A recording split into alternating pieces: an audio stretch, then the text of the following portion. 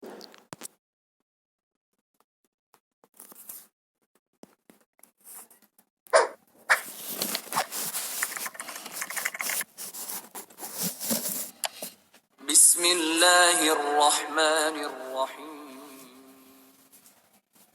Ustaz, bagaimana hukum mauludan Nabi, apa ada syariatnya? Sudah kita jelaskan tadi.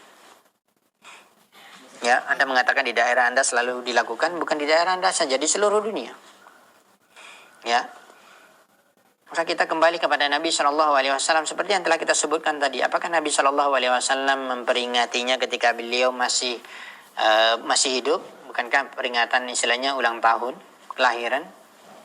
Kalau seandainya itu dibolehkan dan itu menjadi ibadah dan itu menjadi sesuatu, pasti sudah dilakukan oleh Nabi Shallallahu Alaihi Wasallam. Sebagaimana diungkapkan oleh para ulama, kalau seandainya sesuatu itu baik, pasti yang pertama sekali melakukannya siapa? Rasulullah SAW dan para sahabat. Lau kana khairan lasabaquna ilaih. Ini kaidahnya. Kalau seandainya itu baik, pastilah mereka, yaitu Rasulullah dan para sahabat, telah melakukannya. Ternyata tidak ada.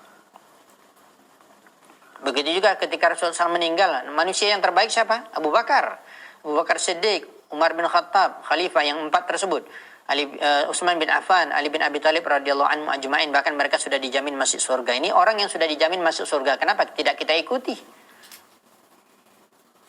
Silakan buka dalam tarikh Khulafaur Rasyidin, kita tidak akan dapatkan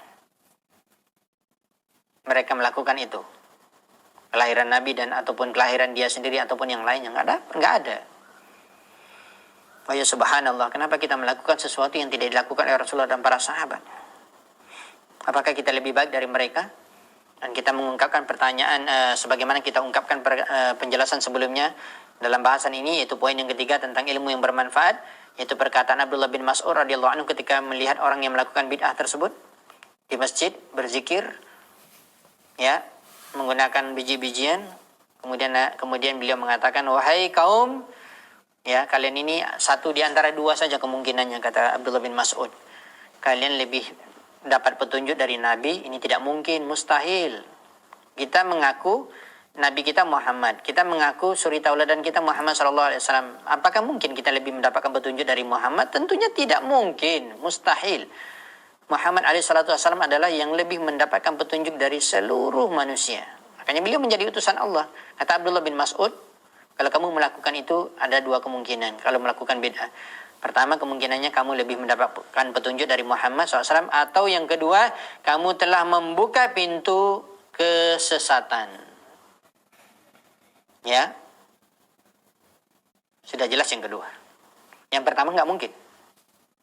Ya, ada orang mengatakan dia lebih mendapat petunjuk dari Nabi. Ini siapa orangnya? Nggak mungkin ini, nggak diucapkan oleh seorang Muslim.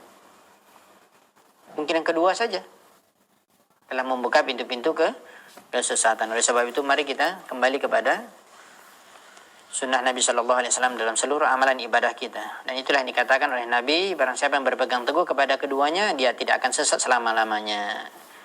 Ya, taraktu fikum amrayn, saya telah meninggalkan dua perkara, kata Nabi Sallallahu Alaihi Wasallam, yaitu kitabullah, Al-Quran, wa sunnati Nabi, atau wa sunnati, dan sunnahku, kata Nabi, ma in tamassaktum bihima, ketika kalian berpegang teguh kepada keduanya sampai kita mati. Mudah-mudahan apa kita sampaikan dari beberapa pertanyaan telah kita jawab dapat dipahami dengan baik dan menjadi ilmu yang bermanfaat untuk kita semua. Wallahu a'lam bishawab. Yang benar dari Allah Subhanahu wa taala dan Rasulnya, yang salah dari saya, dari syaitan, dan saya mohon maaf apabila ada kata-kata tidak tepat pada tempatnya, dan mohon ampun kepada Allah Subhanahu wa taala. Wallahu a'lam bishawab. Subhanakallahumma wa bihamdika asyhadu an la ilaha illa anta astaghfiruka wa atubu ilaik. Wassalamualaikum warahmatullahi wabarakatuh.